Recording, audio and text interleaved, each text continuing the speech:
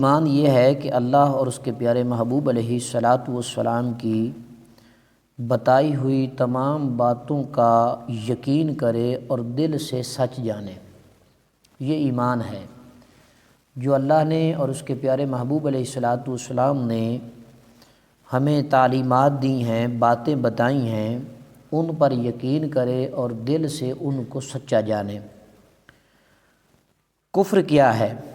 کفر یہ ہے کہ اگر کسی ایسی ایک بات کا بھی انکار کرے جس کے بارے میں یقین طور پر معلوم ہو کہ اسلام کی بات ہے تو یہ کفر ہے، یعنی اسے پتہ تو ہے کہ یہ اسلام کی بات ہے، دین کی بات ہے، تو اب وہ اس کا انکار کرتا ہے تو اس کو کہتے ہیں کفر۔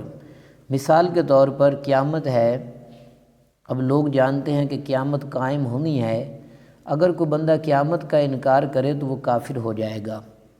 اسی طرح فرشتے ہیں، جنت ہے، دوزخ ہے، حساب و کتاب ہے، ان کا اگر کوئی بندہ انکار کرتا ہے تو وہ دائرہ اسلام سے خارج ہو جاتا ہے۔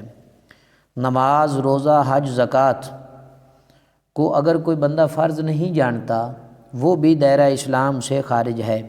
قرآن حکیم کو اللہ کا کلام نہ سمجھنا، کعبہ شریف، قرآن پاک یا کسی نبی یا فرشتہ کی توہین کرنا یا ان کو ہلکا جاننا یا کسی حضور کی سنت کو ہلکا بتانا، شریعت کے حکم کا مذاق اڑانا، اور ایسی ہی اسلام کی کسی مشہور و معلوم بات کا انکار کرنا یا اس میں شک کرنا، یقیناً وہ انسان کو کافر بنا دیتا ہے۔ اس لیے دین اسلام کی جو باتیں ہیں ان کا انکار نہیں کرنا چاہیے، ان کے بارے میں شبہ نہیں کرنا چاہیے۔ مسلمان ہونے کے لیے ایمان اور اعتقاد کے ساتھ اقرار بھی ضروری ہے، یعنی اقرار کرنا پڑے گا، ایمان اور اعتقاد کے ساتھ اقرار بھی ضروری ہے۔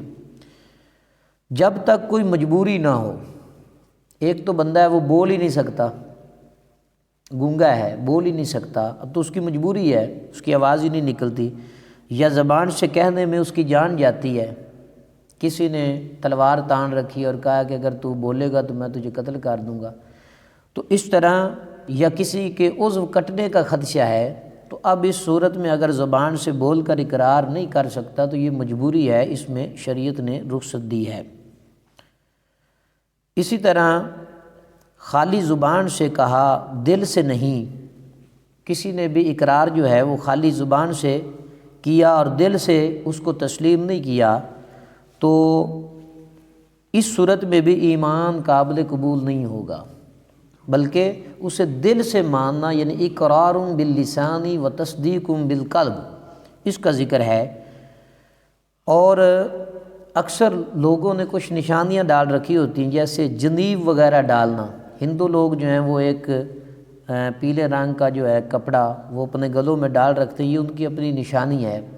اور کوئی بندہ سر کے بالوں میں چٹیا رکھ لے، چٹیا رکھنا اور صلیب لٹکانا، یہ جو ہے کفر کی علامات ہیں، ان سے اجتناب کرنا چاہیے، ایمان والوں کو یہ چیزیں زیب نہیں دیتی ہیں۔ مسلمان ہونے کے لیے اتنا کافی ہے کہ صرف دین اسلام ہی کو سچا مذہب مانے اور کسی ضروری دینی بات کا انکار جو ہے وہ نہ کرے، اور ضروریات دین سے کسی ضروری دینی بات کے خلاف عقیدہ بھی نہ رکھتا ہو۔ جو شریعت میں ضروری باتیں ہیں جن کا تعلق عقائد سے ہے، ان کے خلاف بھی کوئی اپنی طرف سے من گھڑت نظریہ نہ رکھتا ہو، ورنہ دائرہ اسلام سے خارج ہو جائے گا۔ نبی علیہ الصلاۃ والسلام کی بتائی ہوئی باتوں کو تسلیم کرنا۔ نماز، روزہ، حج، زکوٰۃ یہ اعمال ہیں، ان کے ترک کرنے سے بندہ گناہ گار ہوتا ہے، کافر نہیں ہوتا، جب تک کہ ان کا انکار نہ کرے۔ اب ایک بندہ نماز نہیں پڑھتا، اس کو کافر نہیں کہہ سکتے ہیں۔ ایک بندہ ہے جو نماز بھی نہیں پڑھتا اور نماز کا انکار بھی کرتا ہے، تو ایسا بندہ دائرہ اسلام سے خارج ہو جاتا ہے۔ جو چیز بے شبہ حرام ہو اس کو حلال جاننا، جو چیز بغیر کسی شبے کے حرام ہو اس کو حلال جاننا، یا جو چیز یقیناً حلال ہو اس کو حرام سمجھنا اپنے طور پر، یہ کفر ہے، یہ بندہ دائرہ اسلام سے خارج ہو جاتا ہے۔ اللہ نے ایک چیز کو حلال قرار دیا، اب بندہ اپنے اوپر اس کو حرام کر لے یا اس کو حرام جانے تو ایسا بندہ بھی اسلام سے خارج ہو جاتا ہے۔ جو حرام ہو اس کو حلال جاننا تو یہ بھی انسان کو کفر تک لے جاتا ہے۔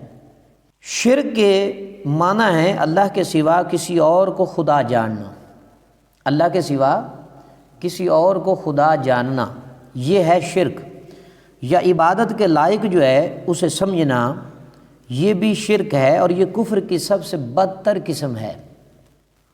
ایمان والے جو ہیں جو اللہ کی وحدانیت کا اقرار کرتے ہیں، نبی علیہ الصلاۃ والسلام کی نبوت اور رسالت کو تسلیم کرتے ہیں، وہ کبھی بھی اللہ کے مقابلے میں کسی کو شریک نہیں ٹھہراتے ہیں۔ اس لیے شرک کی تعریف آپ اپنے ذہن میں رکھیں کہ شرک کے معنی ہے اللہ کے سوا کسی کو خدا جاننا، مزارات اولیاء پہ جا کر اولیاء کے حضور عرض کرنا یا ان کے وسیلے سے عرض کرنا یہ شرک نہیں ہے، کیونکہ سبھی لوگ ان کو سمجھتے ہیں کہ یہ اللہ کے بندے ہیں، اللہ کی مخلوق ہیں، کوئی ان کو خالق نہیں سمجھتا، مالک نہیں سمجھتا، رازق نہیں سمجھتا، سبھی ان کے وسیلے سے مانگتے ہیں۔ تو وہ خالق نہیں ہیں، وہ مالک نہیں ہیں، وہ اللہ کے بندے ہیں، تو شرک پھر کیسے ہوا؟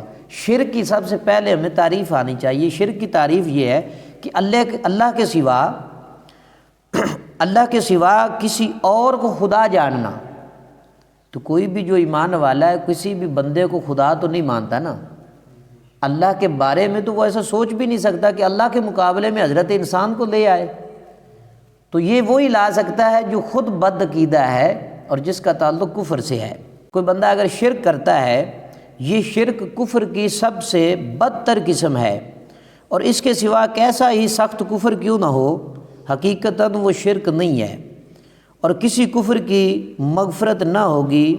کفر کے سوا سب گناہ اللہ تعالیٰ کی مشیت پر ہیں، جسے چاہے بخش دے۔